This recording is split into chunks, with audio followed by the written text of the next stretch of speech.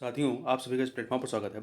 यहाँ पर हम लोग यूपी पीसीएस 2023 के लिए टेस्ट सीरीज देख रहे हैं और आज के दिन जो हम लोग टेस्ट सीरीज देखेंगे, यह दृष्टि आईएएस कोचिंग संस्था के द्वारा जो टेस्ट सीरीज कराई गई है, उसका जो टेस्ट नंबर 1 है, उस टेस्ट नंबर 1 को हम लोग कंप्लीट कर रहे हैं। इस टेस्ट नंबर 1 के पहले पार्ट में हम लोग 75 क्वेश्चन को कंप्लीट कर चुके हैं और शेष बचे हुए 75 क्वेश्चन को इस वीडियो में हम लोग कंप्लीट करेंगे। चलिए प्रारंभ करते हैं। इसमें 76 नंबर क्वेश्चन है कि विश्व की बाज राजधानी निम्नलिखित में से किस देश में है। तो विश्व की बाज राजधानी जो है वो भारत का जो नागालैंड है, इसे विश्व की बाज राजधानी के रूप में जाना जाता है, Falcon capital of the world के रूप में। आगे बात करते हैं, मई 2022 में भारत के प्रधानमंत्री ने निम्नलिखित में से किस राज्य में गरीब कल्याण सम्मेलन को संबोधित किया। तो इन्होंने हिमाचल प्रदेश में संबोधित किया था 31 मई 2022 को। आगे बढ़ते हैं, निम्नलिखित में से कौन से प्रकाश रासायनिक धूम कोहरा के घटक हैं। कौन कौन से इसमें घटक हैं? देखिए, इसमें आपका ओजोन, एक्रोलीन, फॉर्मेल्डिहाइड और पराक्सी एसिटिल नाइट्रेट पैन, ये सभी के सभी जो है वो प्रकाश रासायनिक धूम कोहरे के घटक हैं। तो ध्यान रखिएगा, प्रकाश रासायनिक धूम कोहरा या जिसे फोटोकेमिकल स्मॉग कहते हैं, यह प्रकाश रासायनिक धूम कोहरा उष्ण, शुष्क और धूपयुक्त जलवायु में पाया जाता है। आगे चलते हैं और इसे ध्यान रखिएगा, इसे जो है ऑक्सीकारक धूम्र कोहरा भी कहा जाता है। अगला है 79 नंबर क्वेश्चन, निम्नलिखित में से कौन सा ब्लैक कार्बन का स्रोत है। ब्लैक कार्बन का सोर्स कौन सा है? तो इसमें देखिए, जैव भार का जलना, ठोस ईंधन से खाना बनाना, डीजल उत्सर्जन, उपयुक्त सभी, ये सभी के सभी जो हैं वो ब्लैक कार्बन के सोर्सेस हैं। ब्लैक कार्बन एक ठोस कण या एरोसोल वातावरण को गर्म करने में योगदान देता है। ठीक है, ब्लैक कार्बन जिसे आमतौर पर कालिक के रूप में जाना जाता है और यह अपूर्ण दहन से उत्पन्न कणीय कणीय वायु प्रदूषक का एक रूप है और इसमें कई जुड़े हुए रूपों में शुद्ध कार्बन होता है। आगे चलते हैं, उत्तर प्रदेश के मुख्यमंत्री द्वारा नेवा नेवा अर्थात राष्ट्रीय ई विधान एप्लीकेशन सेवा केंद्र का उद्घाटन कब किया, मतलब उनके द्वारा कब किया गया। तो इसका उद्घाटन जो है आपका, एक सेकेंड, इसका उद्घाटन 19 मई 2022 को 19 मई 2022 को किया गया। ठीक है, नेवा सेवा केंद्र में विधानसभा सदस्यों, विधानसभा सचिवालय और राज्य सरकार के विभिन्न अधिकारियों को ई विधान संबंधित कार्यों पर उन्मुखीकरण एवं प्रशिक्षण दिया जाएगा। आगे बढ़ते हैं, हाल ही में भारत के सबसे बड़े ड्रोन महोत्सव भारत ड्रोन महोत्सव 2022 का उद्घाटन किया गया। तो इसका उद्घाटन कहाँ पर किया गया? इसका उद्घाटन जो है नई दिल्ली में किया गया। ठीक है, नई दिल्ली में। आगे चलते हैं, क्वेश्चन नंबर 82, स्वस्थानीय जैवोपचारण या बायो रेमिडिएशन रणनीतियों के संदर्भ में निम्नलिखित में से कौन सा या से कथन सही है या है। दो कथन दिए गए हैं। पहला है, बायो स्पार्जिंग में जीवाणुओं के स्थानिक विकास को प्रोत्साहित करने के लिए कुओं के माध्यम से मिट्टी में वायु तथा पोषक तत्वों की आपूर्ति की जाती है। तो ये कथन जो है ये गलत है। ठीक है, क्योंकि बायो स्पार्जिंग में क्या होता है, भूजल ऑक्सीजन की सांद्रता बढ़ाने और स्वाभाविक रूप से उत्पन्न होने वाले जीवाणुओं द्वारा प्रदूषकों के जैविक क्षरण की दर को बढ़ाने के लिए जल तालिका के नीचे दबाव में वायु का प्रवेश कराना शामिल है। ठीक है, तो बायो वेटिंग जो दूसरा वाला दिया है, बायो वेटिंग में भूजल ऑक्सीजन सांद्रता को बढ़ाने के लिए वायु को जल स्तर के नीचे प्रवेश कराया जाता है। तो ये जो दिया गया है ये आपका बायो स्पार्जिंग का दिया गया है। ठीक है, और जो बायो स्पार्जिंग में दिया गया है वो बताया गया है बायो वेटिंग के लिए। ठीक है, तो इस प्रकार से दोनों कथन सही नहीं है। आगे चलते हैं, अगला प्रश्न है, निम्नलिखित नीचे दो कथन दिए गए हैं। कथन कारण वाला प्रश्न है, अभिकथन है कि समताप मंडल में ओजोन पृथ्वी पर जीवन के लिए अच्छा संकेत है। सही है, कारण समताप मंडलीय ओजोन सूर्य की कुछ हानिकारक पराबैंगनी किरणों को अवशोषित करके पृथ्वी पर जीवन की रक्षा करती है। तो कथन कारण दोनों सही और व्याख्या भी हो रही, ए ऑप्शन सही हो जाएगा। देश का पहला फ्लोटिंग स्विमिंग पूल का निर्माण होगा, कहाँ पर होगा? तो इसका निर्माण जो है खिड़किया घाट पर, खिड़किया उत्तर प्रदेश के वाराणसी में खिड़किया घाट, अब जिसे नमो घाट कहा जाता है, यहाँ पर इस फ्लोटिंग स्विमिंग पूल का निर्माण किया जाएगा। अपराधहारी जिस प्रक्रिया द्वारा अपराधहारी जिस प्रक्रिया द्वारा जीवाणु और कवकीय एंजाइम अपरद को सरल जैविक पदार्थों में अपघटित कर देते हैं उसे क्या कहते हैं? उसे जो है अपचय, उसे अपचय कहा जाता है। ठीक है, तो ध्यान रखिएगा, उसे अपचय कहते हैं। अपरदकारी जैसे कि आपके केचुए होते हैं। आगे बात करते हैं कार्बन अधिग्रहण। कार्बन अधिग्रहण क्या है? तो देखिए, इसमें बी ऑप्शन पढ़िए। वातावरण से कार्बन डाइऑक्साइड के कैप्चर, सिक्योर और स्टोर करने की एक प्रक्रिया जो होती है उसे कार्बन अधिग्रहण कहते हैं। तो यहाँ पर आपका ए बी ऑप्शन जो है वो सही हो जाएगा। आगे चलते हैं, निम्नलिखित में से किसने महिला विश्व मुक्केबाजी चैंपियनशिप 2022 में स्वर्ण पदक जीता? किसने जीता है? तो ये जीता है निखित जरीन ने। निखित जरीन ने जीता है, ठीक है। और ये मुकाबला हुआ कहाँ पे था? तो ये विश्व मुक्केबाजी चैंपियनशिप का जो 12वां संस्करण था वो 6 मई 2022 को तुर्की के राजधानी इस्तांबुल में प्रारंभ हुआ था, या वहाँ पर आयोजित हुआ था। आगे बढ़ते हैं, क्वेश्चन नंबर 88 देखते हैं। प्राकृतिक संसाधनों और प्रकृति के संरक्षण के लिए अंतर्राष्ट्रीय संघ जो आयुषियन है, इसका मुख्यालय निम्नलिखित में से किस स्थान पर स्थित है? तो इसका मुख्यालय जो है स्विट्जरलैंड के ग्लैंड में स्थित है। इसकी स्थापना अक्टूबर 1948 1948 में फ्रांस के फॉन्टेनविल्यू में एक अंतर्राष्ट्रीय सम्मेलन के बाद प्रकृति के संरक्षण के लिए इस अंतर्राष्ट्रीय संघ का जो है आईयूपीएन के रूप में इसकी स्थापना हुई थी। बाद में यह आयुषियन में कन्वर्ट होती है। आगे बात करते हैं जलवायु परिवर्तन पर संयुक्त राष्ट्र फ्रेमवर्क कन्वेंशन UNFCCC के किस जलवायु सम्मेलन में अंतर्राष्ट्रीय सौर गठबंधन की शुरुआत की गई थी? तो अंतर्राष्ट्रीय सौर गठबंधन की शुरुआत जो है कॉन्फ्रेंस ऑफ पार्टीज 21 में, कॉन्फ्रेंस ऑफ पार्टीज 21 जो कि 2015 में पेरिस में, फ्रांस के पेरिस में हुआ था। यहाँ पर अंतर्राष्ट्रीय सौर गठबंधन का प्रारंभ किया गया था। फलों और सब्जियों के लिए इंडो इजराइल उत्कृष्टता केंद्र निम्नलिखित में से किस स्थान पर स्थापित किया गया है? कहाँ पर स्थापित किया गया है? तो उत्तर प्रदेश के कन्नौज में प्रारंभ किया गया है। देखिए, 22 मई 2022 को उत्तर प्रदेश सरकार ने राज्य में बागवानी और खाद्य प्रसंस्करण उद्योग को बढ़ावा देने के लिए अगले 5 वर्षों में सभी 75 जिलों में उत्कृष्टता केंद्र और मिनी उत्कृष्टता केंद्र या हाईटेक नर्सरी स्थापित यहाँ पर की जाएगी। निम्नलिखित में से किस एक ने मई 2022 में अपनी रजत जयंती मनाई है? किसने रजत जयंती मनाई है? तो भारतीय अंतरिक्ष अनुसंधान संगठन इसरो ने मनाई है। एक सेकंड, नहीं, ये गड़बड़ हो गया।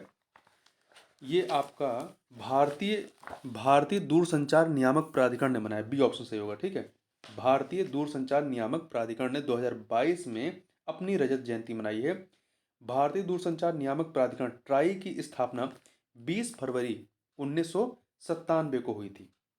भारतीय दूरसंचार नियामक प्राधिकरण अधिनियम 1997 के द्वारा, ठीक है। तो बी ऑप्शन होगा। अगला है, निम्नलिखित में से कौन सा यूनेस्को की विश्व विरासत सूची में भारत का पहला मिश्रित विश्व विरासत स्थल है? तो जो कंचनजंगा राष्ट्रीय उद्यान है, कंचनजंगा राष्ट्रीय उद्यान जो कि सिक्किम में स्थित है, ये मिश्रित विश्व विरासत स्थल के रूप में अंकित है। निम्नलिखित में से किस संगठन ने ब्लू कार्बन पहल शुरू की है? तो यह पहल जो है कंजर्वेशन इंटरनेशनल, संयुक्त राष्ट्र, अंतर्राष्ट्रीय प्रकृति संरक्षण संघ, इन सभी के द्वारा मिल करके इस पहल को प्रारंभ किया गया है, ठीक है। ब्लू कार्बन जो पहल है जिसका उद्देश्य तटीय और समुद्री पारिस्थितिकी तंत्रों के संरक्षण और बहाली के माध्यम से जलवायु परिवर्तन को कम करना है। आगे चलते हैं, क्वेश्चन नंबर 94। 25 मई 2022 को उत्तर प्रदेश सरकार ने सूचित किया कि उसने 400 करोड़ का राजस्व अर्जित किया है। किसके द्वारा अर्जित किया है? तो ये अर्जित किया गया है माइन मित्र पोर्टल के द्वारा। माइन मित्र पोर्टल का उपयोग खनिज प्रबंधन सेवाओं के माध्यम से ट्रांजिट पास जारी करने के लिए किया जाता है। आगे बढ़ते हैं, निम्नलिखित में से कौन से दो सुमेलित हैं रामसर स्थल और उनके स्थानों में? तो देखिए कौन सा सुमेलित है। इसमें अंशुपा झील ये उड़ीसा में है, सही है। वडवूर पक्षी अभयारण्य ये तमिलनाडु में है, ये भी आपका सही है। तो पहला दूसरा ही सही है, ठीक है। जबकि आपका ठाणे क्रीक जो है, एक सेकेंड, इसमें बताना है कौन सा दो सुमेलित है ना, कौन से दो सुमेलित हैं। एक सेकेंड, आपका अंशुपा झील कहाँ पे है? अंशुपा झील उड़ीसा में है। इसके अतिरिक्त वडवूर पक्षी अभयारण्य ये कहाँ पर है? तमिलनाडु में, सही है। ठाणे क्रीक कहाँ पे है? महाराष्ट्र में, ये भी सही है। चित्रागुंडी पक्षी अभयारण्य कहाँ पे है? ये कर्नाटक में नहीं है, तमिलनाडु में है। ठीक है, तो यहाँ पे देखें तो पहला, दूसरा, तीसरा, तीन सही हैं जो कि विकल्प में नहीं दिया गया। ठीक, ध्यान रखिएगा। अंशुपा झील उड़ीसा में है, अंशुपा झील उड़ीसा में है। वडवूर पक्षी अभयारण्य तमिलनाडु में है। ठाढ़े क्रीक जो है ये महाराष्ट्र में है। और चित्रागुंडी पक्षी अभयारण्य ये तमिलनाडु में है। आगे चलते हैं। पक्षी प्रजातियों की प्रचुरता के संदर्भ में निम्नलिखित में से कौन सा या से कथन सही है? दो कथन दिए गए हैं, दो कथन दिए गए। पहला, अल्फा विविधता एक क्षेत्र के भीतर विभिन्न पारिस्थितिक तंत्रों के लिए समग्र विविधता की माप है। सही है। बीटा विविधता पारिस्थितिक तंत्रों के बीच विविधता की तुलना है, जिसे आमतौर पर पारिस्थितिक तंत्रों के बीच प्रजातियों की संख्या में परिवर्तन के रूप में मापा जाता है। तो देखिए, इसमें जो पहला वाला है, इसमें पहला वाला सही नहीं है, क्योंकि जो अल्फा विविधता होती है किसी विशेष क्षेत्र या पारिस्थितिकी तंत्र के भीतर विविधता को संदर्भित करता है तथा आमतौर पर उस पारिस्थितिक तंत्र में प्रजातियों की संख्या यानी प्रजातियों की प्रचुरता द्वारा व्यक्त किया जाता है। जो समग्र विविधता होती है ये गामा विविधता कहलाती है। तो यहाँ पे जो कथन एक में दिया गया है ये गामा विविधता के बारे में दिया गया, तो यहाँ पर केवल दूसरा वाला कथन सही है, इसलिए सी ऑप्शन सही हो जाएगा।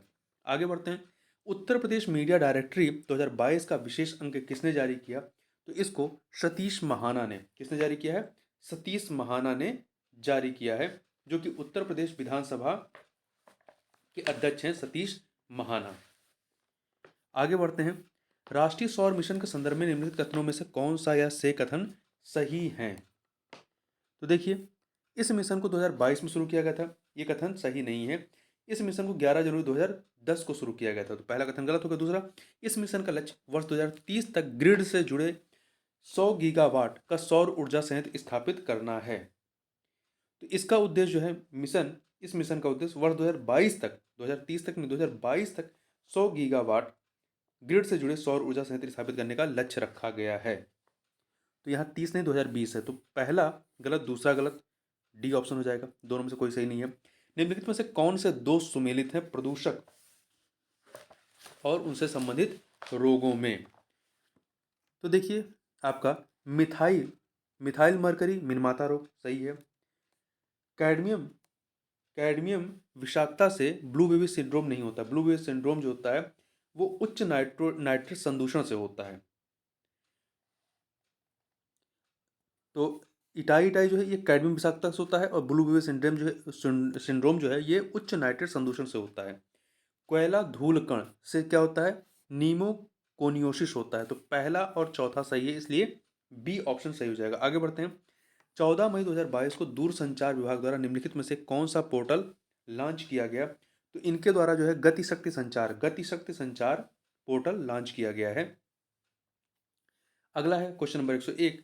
इसमें देखते हैं, दो कथन दिए गए हैं, बताना कौन सा सही है। पहला, उत्तर प्रदेश सरकार ने घोषणा की कि राज्य के 15 शहरों में निजी क्षेत्र के औद्योगिक पार्क विकसित किए जाएंगे, ये कथन सही है।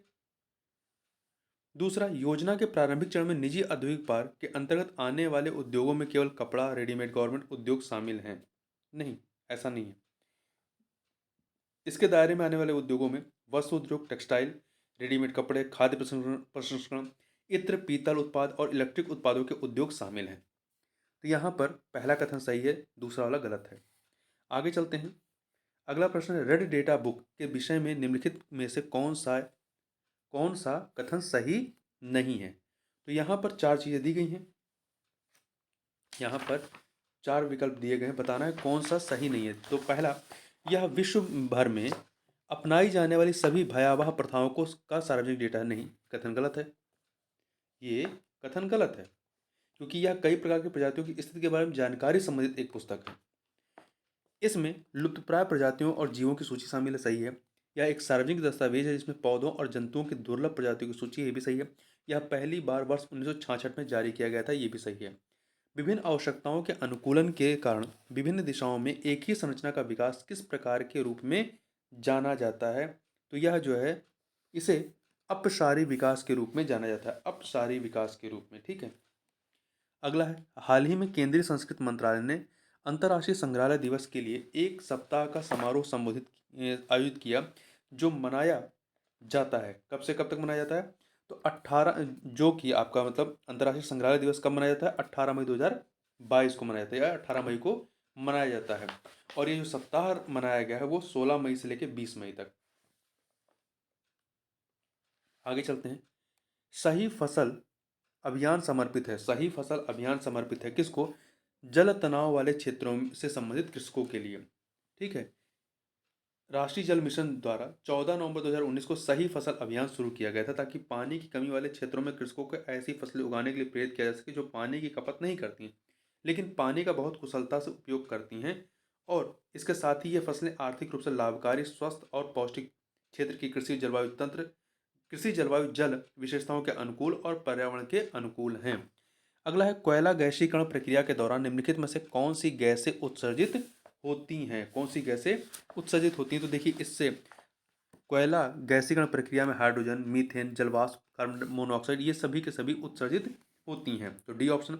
हाल ही में निम्नलिखित में से किस जिले का नाम बदल करके वशिष्ठ नगर करने का प्रस्ताव पुनः उत्तर प्रदेश राज्य परिषद को भेजा गया है? तो किसका नाम बदल के बस्ती का नाम जो है वशिष्ठ नगर करने का प्रस्ताव भेजा गया है। आगे बढ़ते हैं। Question number 108। दो सूचियां दी गई हैं, इन्हें हमें सुमेलित करना है। तो देखिए, चावल में कौन सा रोग होता है? ब्लास्ट रोग होता है 2। गन्ना में रेड रॉट होता है, रेड रॉट 4 से। चना में जो है उकठा 1। गेहूं में जो है रस्ट रोग होता है 3। तो 2413 बी ऑप्शन। अगला है, संरक्षण प्राथमिकता के आयुष्मान वर्गीकरण के अनुसार एक प्रजाति को सुभेद्य के रूप में चिन्हित करने के लिए निम्नलिखित में से किस स्थिति पर विचार किया जा सकता है? तो इसके लिए देखिए, डी ऑप्शन देखिए, पिछले 10 वर्षों में आबादी में कमी 50% से कम होना चाहिए। ठीक है, तो ये किस रूप में चिन्हित किए जाएंगे? सुभेद्य के रूप में, वल्नरेबल के रूप में ये चिन्हित किए जाएंगे। आगे बढ़ते हैं। सामुदायिक वन संसाधन सीएफआर अधिकारों के संदर्भ में निम्नलिखित कथनों में से कौन सा या से सही दिए गए हैं? यहाँ पर दो कथन दिए गए हैं, बताना इनमें से कौन सा या से सही है। तो पहला है, प्रत्येक सामुदायिक वन संसाधन सीएफआर क्षेत्र में समुदाय और उसके पड़ोसी गांव द्वारा मान्यता प्राप्त पहचान योग्य स्थलों के साथ एक प्रथागत सीमा होती है। तो पहला कथन आपका जो है वो सही है। दूसरा, सीएफआर अर्थात सामुदायिक वन संसाधन अधिकारों को मान्यता देने वाला ओडिशा देश का दूसरा राज्य है। तो ये कथन जो है सही नहीं है, क्योंकि ओडिशा जो है वो पहला राज्य है, जबकि छत्तीसगढ़ दूसरा राज्य है। तो यहाँ पर पहला सही है, दूसरा गलत है, ए ऑप्शन सही हो जाएगा। आगे बढ़ते हैं। मई 2022 में मालन नदी के पुनरुद्धार का अभियान निम्नलिखित में से कहाँ के जिला मजिस्ट्रेट द्वारा शुरू किया गया था? तो बिजनौर के मजिस्ट्रेट के द्वारा। ठीक है, मालन नदी पुनरुद्धार योजना। आगे बढ़ते हैं। काराकोरम विसंगति क्या है? यह संदर्भित करती है, किसको संदर्भित करती है? तो यह आसपास के क्षेत्र में ग्लेशियरों के कम होने की तुलना में इस क्षेत्र में ग्लेशियरों की वृद्धि को संदर्भित करती है। आगे बात करते हैं। निम्नलिखित में से कौन सा कशेरुकी अक्षमतापी है? कौन सा कशेरुकी अक्षमतापी है? तो जो मछली होती है, मछली, ये आपकी इसके तहत आती है। ठीक है, इसके बाद हम थोड़ा सा और देख लें तो जो नियत तापित जीव होते हैं इन्हें एंडोथर्म इंग्लिश में कहते हैं, जबकि अनियत तापी को एक्टोथर्म कहते हैं। नियत तापी जीव शरीर के तापमान को स्थिर बनाए रख सकते हैं, जबकि अनियत तापी जानवर ऐसा नहीं कर सकते हैं। ये पर्यावरण के संबंध में तापमान को नियंत्रित करने के लिए शरीर विभिन्न परिवर्तनों को अपनाता है। देखिए, पक्षी वर्ग जिसमें फ्लेमिंगो भी शामिल है तथा स्तनधारी जीव जिसमें मानव और कोलुगो, जिन्हें फ्लाइंग लेमुर भी कहा जाता है, कोलुगो को, ये शामिल है। ये नियत तापी जीव है, जबकि मछली एक शीत रक्ती जीव है, मतलब अनियत तापी या असमतापी जीव है। आगे बढ़ते हैं। निम्नलिखित में से कौन सा या से सागरमाला परियोजना के स्तंभ हैं? तो यहाँ पर आपको 4 कथन दिए गए हैं, बताना है इनमें से कौन से हैं। तो पहला, पत्तन आधुनिकीकरण और नए पत्तन का विकास सही है। बंदरगाह जनित औद्योगिकरण ये भी सही है। तटीय नौ परिवहन और अंतर्देशीय जल परिवहन ये भी सही है। तटीय समुदाय विकास ये भी सही है। 4 के चारों हैं इसमें, तो सी ऑप्शन आपका सही हो जाएगा। आगे बढ़ते हैं। देखिए, सागरमाला जो राष्ट्रीय कार्यक्रम है, इसे 25 मार्च 2015 को प्रारंभ किया गया था। अगला है बीएससी ग्रीनएक्स। बीएससी ग्रीनएक्स सूचकांक आकलन करता है, किसका आकलन करता है? तो ये कार्बन प्रदर्शन का आकलन करता है। आगे देखते हैं, इको इको सेंसिटिव जोन के संदर्भ में निम्नलिखित में से कौन सा कथन सही है? कौन सा कथन सही है? तो हमें बताना है। पहला, इन्हें जैव विविधता संरक्षण अधिनियम 2002 के तहत अधिसूचित किया गया है। नहीं, इन्हें जो है वन पर्यावरण संरक्षण अधिनियम 1986 के तहत अधिसूचित किया गया है। ठीक है, तो 1986 के तहत राज्य सरकारों को राष्ट्रीय उद्यानों और वन्यजीव अभ्यारण्यों की सीमाओं के 10 किलोमीटर के भीतर आने वाली भूमि को इको सेंसिटिव जोन या पर्यावरण संवेदनशील क्षेत्र या ईएसजेड घोषित करना चाहिए। तो पहला कथन आपका गलत हो गया। दूसरा, एक बार किसी क्षेत्र को ईएसजेड अर्थात इको सेंसिटिव जोन घोषित किए जाने के बाद और अधिक गिरावट को रोकने के लिए चल रही कृषि गतिविधियों पर रोक लगाने की आवश्यकता होती है।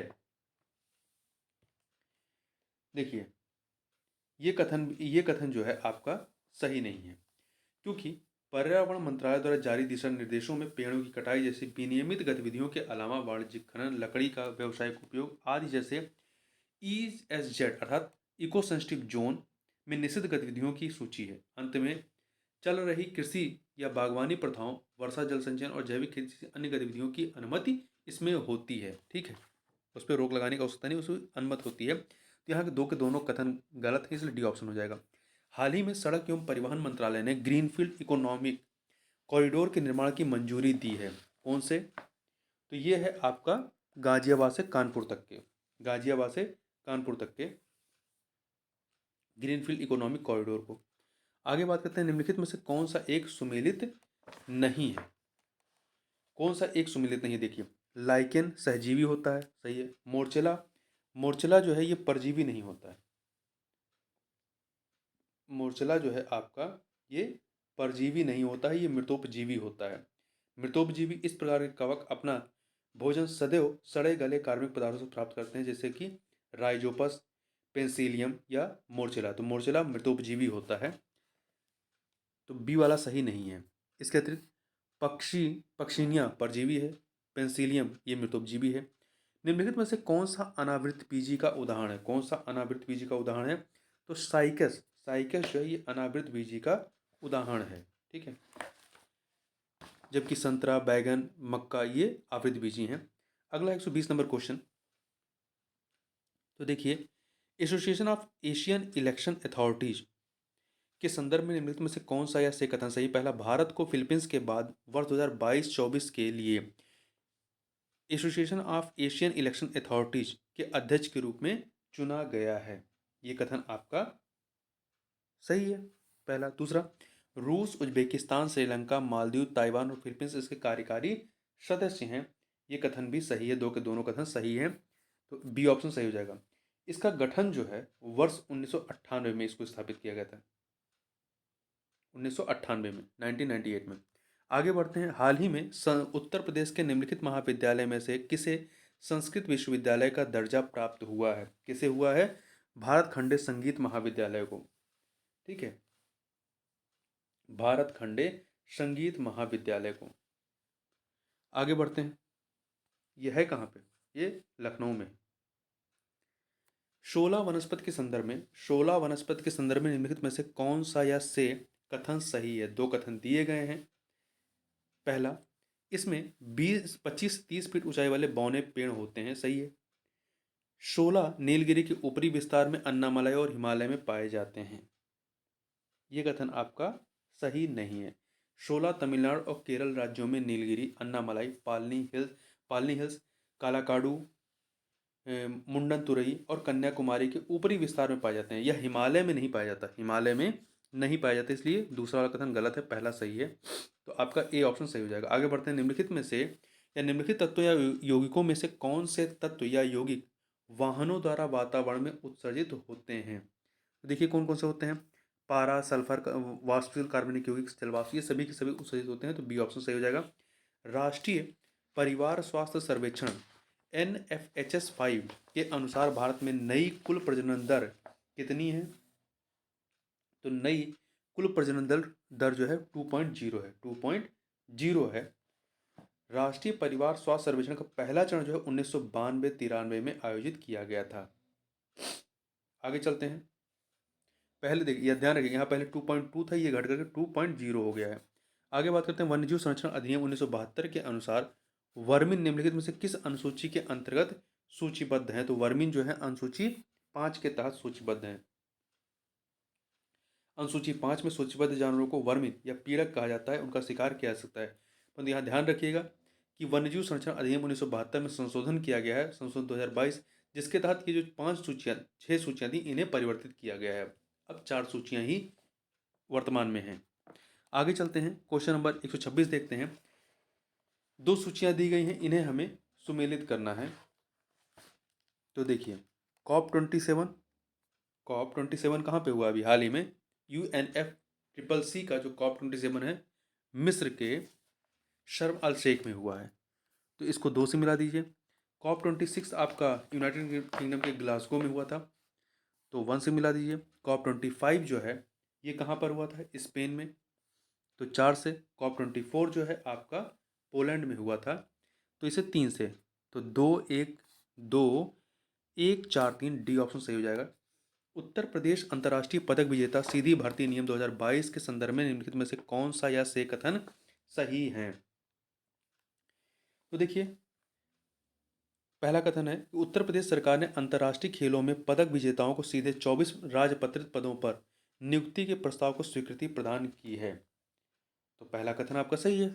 दूसरा, ये 24 पद ग्रामीण विकास, माध्यमिक शिक्षा, बेसिक शिक्षा, पंचायती राज, युवा कल्याण जैसे 5 अलग अलग विभागों के हैं। तो ये देखिए 9 अलग अलग, 5 अलग अलग विभागों के नहीं, 9 अलग अलग विभागों के हैं। ठीक है, तो 5 के यहाँ 9 है, तो पहला सही दूसरा गलत है, इसलिए ए ऑप्शन सही हो जाएगा। आगे बढ़ते हैं। Question number 128। साइपर मेंथ्रिन और कार्बेडाजिन उदाहरण है किसके? तो ये उदाहरण है कीटनाशक के। ठीक है, ये कीटनाशक के उदाहरण हैं। आगे बढ़ते हैं। निम्नलिखित में से UNFCCC के किस कॉन्फ्रेंस ऑफ पार्टीज में हरित जलवायु कोष GCF की स्थापना की गई थी? तो इसकी स्थापना COP16 में की गई थी। ठीक है, तो ध्यान रखिएगा, COP16 में इसकी स्थापना की गई थी। आगे चलते हैं और ध्यान रखिएगा, कॉप से ये 16 जो है आपका कब होता? 2010 में हुआ था, और कहाँ पे? कानकुन में हुआ था। आप कमेंट में बता सकते हैं कि कानकुन जो है किस देश में स्थित है। आगे चलते हैं। Question number 130। मई 2022 में नीति आयोग के उपाध्यक्ष के रूप में किसे नियुक्त किया गया है? सुमन बेरी को राजीव कुमार के स्थान पर नियुक्त किया गया है। उत्तर प्रदेश का ऑपरेशन कायाकल्प संबंधित है। ऑपरेशन कायाकल्प स्कूली शिक्षा से संबंधित है। ठीक है, स्कूली शिक्षा से संबंधित है। आगे बात करते हैं। पेंगोलिन के संदर्भ में निम्नलिखित में से कौन सा या से कथन सही है? तो कथन दिए गए हैं। पहला, भारतीय पेंगोलिन को गंभीर रूप से संकटग्रस्त के रूप में और चीनी पेंगोलिन को संकटग्रस्त के रूप में सूचीबद्ध किया गया है। तो ये सही नहीं है, क्योंकि भारतीय पेंगोलिन को संकटग्रस्त के रूप में, भारतीय पेंगोलिन को संकटग्रस्त में और चीनी पेंगोलिन को गंभीर रूप से संकटग्रस्त के रूप में चिन्हित किया गया, तो ये आपस में इंटरचेंज है। पहला गलत हो गया। दूसरा, भारतीय पेंगोलिन वन्यजीव संरक्षण अधिनियम 1972 की अनुसूची 1 के तहत संरक्षित है, ये कथन सही है, इसलिए सी ऑप्शन सही हो जाएगा। सल्फर डाइऑक्साइड SO2 के संदर्भ में निम्नलिखित कथनों में से कौन सा या से सही है? तो देखिए, पहला, वायुमंडल में सल्फर डाइऑक्साइड का सबसे बड़ा स्रोत विद्युत संयंत्रों में जीवाश्म ईंधन का दहन है। सही है, पहला कथन सही। दूसरा, लोहे विद्युत संयंत्रों के उत्सर्जन से सल्फर डाइऑक्साइड कोयले के निष्कर्षण को फ्लू गैस विसल्फरीकरण कहा जाता है। तो इसका दूसरा कथन भी सही है, दोनों कथन सही है, इसलिए बी ऑप्शन सही हो जाएगा। आगे चलते हैं। एक फैक्ट और याद रखिएगा कि फ्लू गैस डीसल्फराइजेशन क्या होता है? तो जीवाश्म ईंधन विद्युत संयंत्रों से फ्लू गैस में सल्फर डाइऑक्साइड को एक अवशोषण प्रक्रिया के माध्यम से नियंत्रित किया जा सकता है, जिसे फ्लू गैस डीसल्फराइजेशन कहा जाता है। वर्ष 2022 में ऑपरेशन सतर्क निम्नलिखित में से किस सशस्त्र बल द्वारा शुरू किया गया था? तो इसे जो है रेलवे सुरक्षा बल के द्वारा प्रारंभ किया गया था, रेलवे सुरक्षा बल के द्वारा। आगे बात करते हैं क्वेश्चन नंबर 135। निम्नलिखित में से कौन सा पिरामिड सदैव सीधा होता है? तो जो ऊर्जा पिरामिड होगा, ऊर्जा पिरामिड, ये सदैव सीधा होगा। आगे बढ़ते हैं। वैश्विक पर्यावरण निधि की स्थापना कब की गई? वैश्विक पर्यावरण निधि या कोष, वैश्विक पर्यावरण कोष GEF, इसकी स्थापना कब की गई? तो 1990 में की गई थी, 1990 में।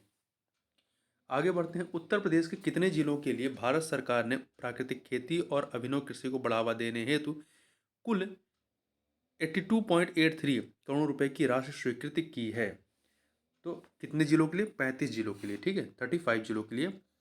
पिग्मी हॉग विश्व के सबसे दुर्लभ एवं सबसे छोटे जंगली सुअर निम्नलिखित में से किस राष्ट्रीय उद्यान में पाए जाते हैं? तो ये आपके मानस राष्ट्रीय उद्यान असम में पाए जाते हैं। निम्नलिखित में से कौन सा वृक्ष झाड़ियों, लताओं और अन्य बारहमासी लकड़ी पादपों की खेती और प्रबंधन का अध्ययन है?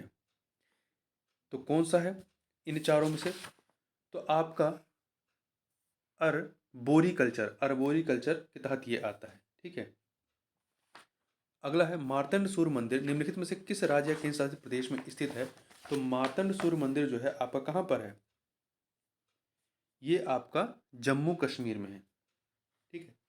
मार्तंड सूर्य मंदिर, जिसे पांडो लैदान के नाम से भी जाना जाता है, ये एक हिंदू मंदिर है जो सूर्य को समर्पित है तथा इसे 8वीं शताब्दी के दौरान बनाया गया था। इसका निर्माण कारकोट राजवंश के तीसरे शासक ललितादित्य मुक्तापीठ ने करवाया था।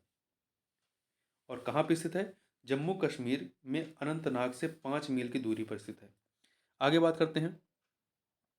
उत्तर प्रदेश के सिल्क एक्सचेंज के संदर्भ में निम्नलिखित में से कौन सा या से कथन सही है? तो दो कथन दिए गए हैं। पहला, उत्तर प्रदेश सरकार वाराणसी में राज्य का सिल्क एक्सचेंज स्थापित करेगी, सही है। एक जिला एक उत्पाद योजना के तहत सिल्क एक्सचेंज का डिजिटलीकरण होगा। दो के दोनों कथन सही है, इसलिए बी ऑप्शन सही हो जाएगा। आगे बढ़ते हैं। क्लोनिंग वेक्टर के संदर्भ में निम्नलिखित में से कौन सा या से कथन सही है या है? तो देखिए, पहला, प्लास्मिड और कास्मिड बैक्टीरियोफेज और ईस्ट के कृत्रिम गुणसूत्र क्लोनिंग वेक्टर के उदाहरण हैं। पहला कथन सही है। दूसरा, प्लास्मिड और बैक्टीरियोफेज में बैक्टीरिया कोशिकाओं के साथ उनके जीनोम की उच्च प्रतिलिपि संख्या होती है। दो के दोनों कथन सही है, इसलिए बी ऑप्शन सही हो जाएगा। निम्नलिखित में से कौन सी प्रजाति केवल अरुणाचल प्रदेश में नामदफा टाइगर रिजर्व में पाई जाती है? तो जो उड़न गिलहरी, जिसे नामदफा उड़न गिलहरी कहते हैं, ये केवल यहीं पर पाई जाती है। और ये भोजन हेतु क्या करते हैं? शिकार करते हैं, ठीक है। तो ध्यान रखिएगा, नामदफा टाइगर रिजर्व कहाँ है? अरुणाचल प्रदेश में। अगला है स्वच्छ सर्वेक्षण 2023। स्वच्छ सर्वेक्षण 2023 के संदर्भ में निम्नलिखित कथनों पर विचार करना है। यहाँ पर 4 कथन दिए गए हैं, तो बताना है कौन से इसमें सही है। पहला, सर्वेक्षण की थीम वेस्ट टू वेल्थ है, सही है। इस सर्वे के तहत वार्डों की रैंकिंग भी की जाएगी, ये भी सही है। इसमें तीसरा, खुले में पेशाब और खुले में थूकना सर्वेक्षण के संकेतक नहीं है, बिल्कुल हैं, ठीक है। तो तीसरा गलत हो गया। चौथा, यह आवास और शहरी मामलों के मंत्रालय द्वारा आयोजित किया था, ये भी सही है। 1 2 4 सही, तीसरा वाला गलत है। आगे चलते हैं। नीचे दो कथन है, कथन कारण वाला प्रश्न है। तो देखिए, अभी कथन दिया गया, सूर्य तप जैवमंडलीय पारिस्थितिकी तंत्र के लिए सबसे महत्वपूर्ण ऊर्जा स्रोत है, सही है। कारण, सौर विकिरण हरे पौधे द्वारा भोजन तथा रासायनिक ऊर्जा में परिवर्तित हो जाता है। सौर विकिरण हरे पौधे द्वारा भोजन तथा रासायनिक ऊर्जा में परिवर्तित हो जाता है। तो कथन कारण दोनों सही है और व्याख्या भी हो रही, ये ऑप्शन आपका सही हो जाएगा। आगे बढ़ते हैं। रॉयल बंगाल टाइगर की आयुषीय स्थिति क्या है? तो यह जो है संकटग्रस्त श्रेणी के तहत आता है। हाल ही में निम्नलिखित में से किस स्थान पर भारत के प्रधानमंत्री ने विश्व के पहले लिक्विड नैनो यूरिया संयंत्र का उद्घाटन किया? कहाँ पर किया है? तो गुजरात के कलोल में किया गया है, ठीक है। आगे बात करते हैं। डुंगोंग के लिए भारत का पहला संरक्षण रिजर्व कहाँ स्थापित किया गया है? तो इसे मन्नार की खाड़ी में स्थापित किया गया, मन्नार खाड़ी तमिलनाडु में स्थापित किया गया। अगला है, अम्ल वर्षा के संदर्भ में निम्नलिखित कथनों में से कौन सा सही है? तो यहाँ पे दो कथन दिए गए हैं। पहला है, वायुमंडल में सल्फर और नाइट्रोजन ऑक्साइड का उत्सर्जन अम्ल वर्षा का कारण, सही है। अम्ल वर्षा मृदा से एल्युमिनियम के निक्षालन का कारण बनती है, ये भी सही है। दो के दोनों कथन सही हैं, इसलिए बी ऑप्शन सही हो जाएगा। अगला है, उत्तर प्रदेश का संस्कृत विभाग एक सामुदायिक रेडियो स्टेशन स्थापित करने जा रहा है, जिसका नाम है, इसका नाम जो है वो जय घोष है। क्या है? जय घोष है, ध्यान रखिएगा। तो इस प्रकार से इस वीडियो में बस इतना ही। मिलते हैं नेक्स्ट वीडियो में, तब तक के लिए बहुत बहुत धन्यवाद।